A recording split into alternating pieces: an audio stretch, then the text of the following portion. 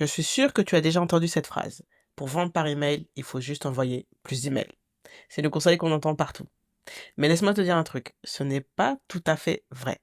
Alors dans cet épisode, on va voir pourquoi ce n'est pas une question d'effort, mais plutôt une question de méthode. Tu vas découvrir les 3 erreurs qui plombent tes emails et surtout des actions concrètes pour t'en débarrasser dès aujourd'hui. À la fin de cet épisode, tu sauras quoi faire pour écrire des emails qui créent du lien, qui font réagir et qui donnent envie d'acheter ce que tu proposes. Bienvenue dans Mission Emailing, le podcast où on apprend à faire de l'email une arme secrète pour son business. Moi, c'est Phyllis, consultante et formatrice en emailing. Après plusieurs années à travailler comme responsable communication et à accompagner les entrepreneurs, je me suis spécialisée dans un canal sous-estimé mais ultra puissant, l'emailing. Mon truc, t'aider à utiliser les emails pour trouver tes clients, booster tes ventes et développer un business solide qui te ressemble.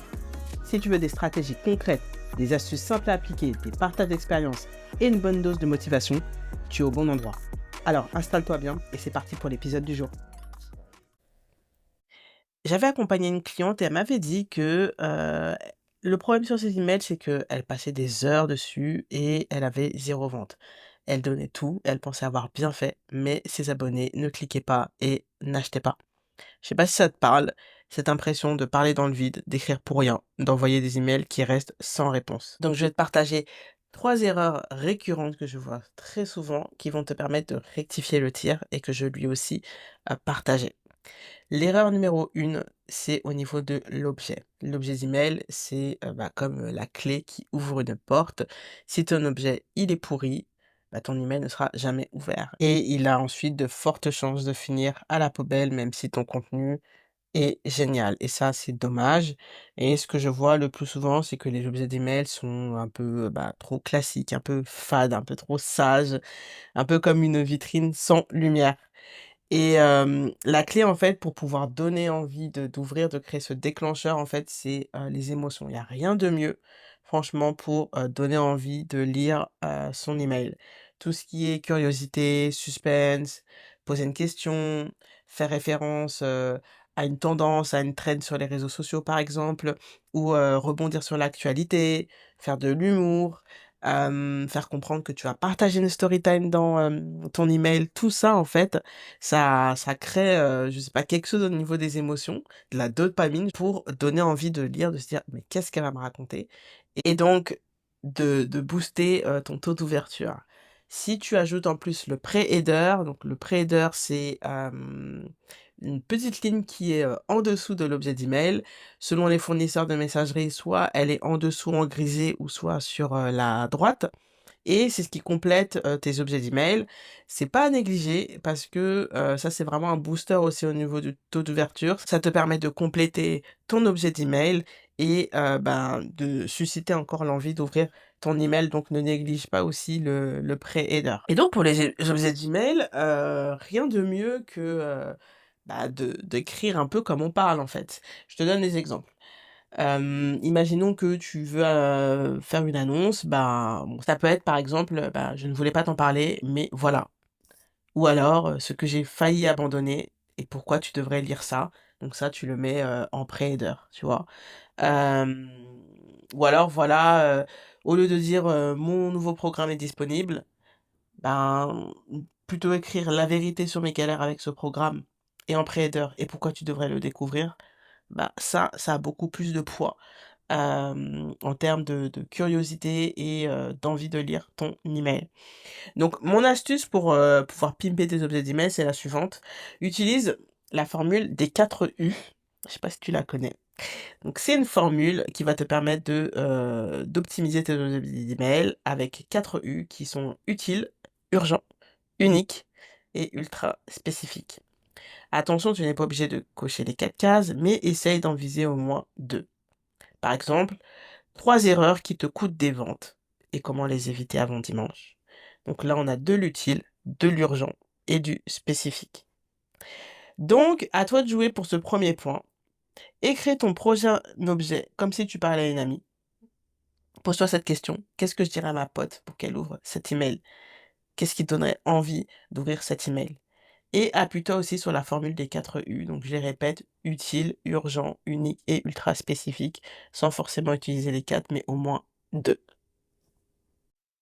L'erreur numéro 2 que je vois souvent, c'est, ne parler que de son produit ou que de soi.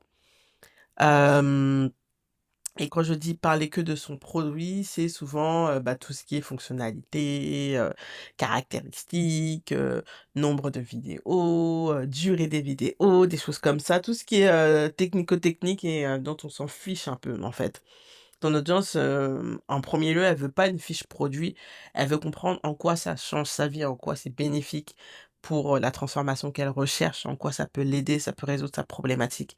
Si tu parles que de l'aspect, caractéristique et fonctionnel, tu rates le lien émotionnel et malheureusement sans émotion, pas d'action. C'est vraiment la première chose que tu dois faire déclencher, auprès de ton, audience. Tu vois, il y avait une entrepreneuse qui m'avait dit, quand j'envoie mes emails de vente, je présente mon programme en détail parce que c'est important que les personnes connaissent le contenu avant d'acheter et cetera. Ce qui est vrai, mais au final, elle m'a dit: personne ne clique». Mais c'est vrai parce qu'elle n'avait pas parlé, en amont des frustrations de son audience, ni de ce que, on allait ressentir après avoir suivi son programme. C'est c'est parler que du détail de son programme, ça reste que de l'abstrait, mais ne pas, évoquer tout ce qui est, besoin, tout ce que ça règle comme, frustration, et ce qu'on va ressentir, en fait, tu tapes à côté. C'est comme si tu essayais de vendre un gâteau en décrivant la recette technique.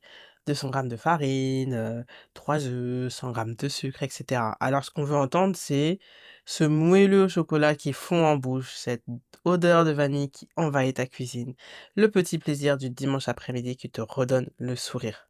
Tu vois? Rien que ça, moi, ça me donne envie, tu vois? Alors que le grammage, OK, mais ça vient dans un second temps. Et toi, dans ton programme, c'est le gâteau. Mais ce qui fait cliquer, c'est le goût, l'émotion, la transformation. Je sais pas si tu saisis un peu. Et pour t'aider, il y a une méthode toute simple qui s'appelle la règle du «tu» avant le «je». C'est-à-dire que tu commences toujours ton email et même le paragraphe, l'accroche, ta première accroche, par ce que vit ton lecteur, ses doutes, ses blocages, ses envies. Et ensuite seulement tu introduis ton expérience et ton offre. Par exemple: «Tu passes des heures à créer du contenu, mais rien ne bouge. Moi aussi, j'en pouvais plus. C'est là que j'ai décidé de blablabla, bla, bla, bla, bla». Donc ensuite tu places ton offre dans son contexte mais pas seulement dans le tien. Je sais pas si tu vois un peu? Aborder d'abord les problématiques et les frustrations de ta cible et ensuite parler de ton offre. Et donc, ton action concrète pour ton prochain email, c'est de l'écrire en commençant par parler, d'un problème que vit ton audience. Et ensuite tu présentes la solution qui est ton offre. Et la troisième erreur, c'est, de ne pas être assez toi et de vouloir rester pro. En écrivant des emails un peu trop parfaits, trop lisses et cetera. Tout ça, ça ne connecte pas. Par email, ton audience, elle veut ressentir ta personnalité, ton énergie, ton style, tes valeurs. Sinon, elle a l'impression de lire, en fait, un robot, ou du contenu qui a été généré par ChatGPT. Et en fait, on prend plus de plaisir à lire le contenu d'une personne qui parle avec spontanéité, avec ses propres mots, ses expressions verbales et cetera, plutôt que, un contenu, super strict, super, corporate. Tu es d'accord avec moi?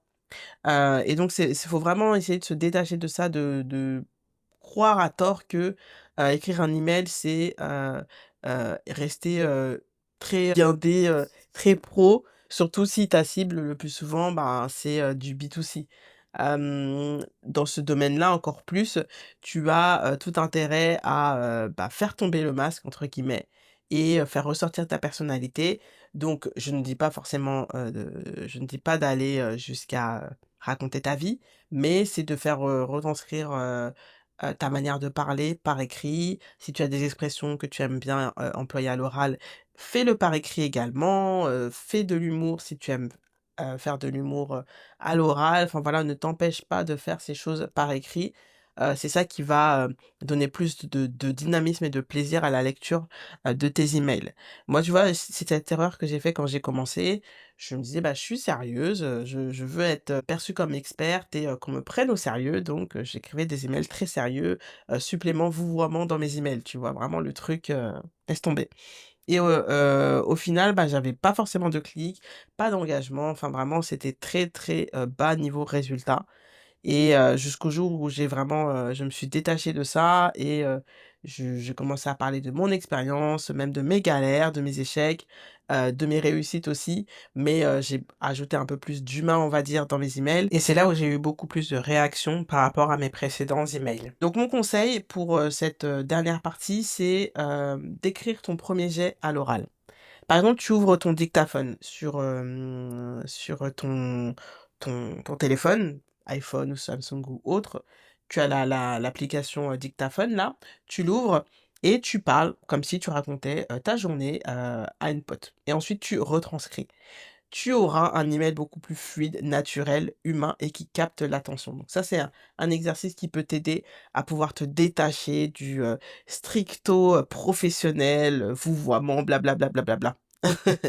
Et tu peux aussi, raconter une anecdote personnelle ou même un détail du, quotidien. Exemple: «Je t'écris cet email avec ma tasse de thé qui a débordé sur mon ordi, je galère, mais je veux te partager ça». C'est un détail, mais ça crée du lien et au fur et à mesure, ton audience, elle va s'attacher à toi. Donc retiens bien ces 3 choses.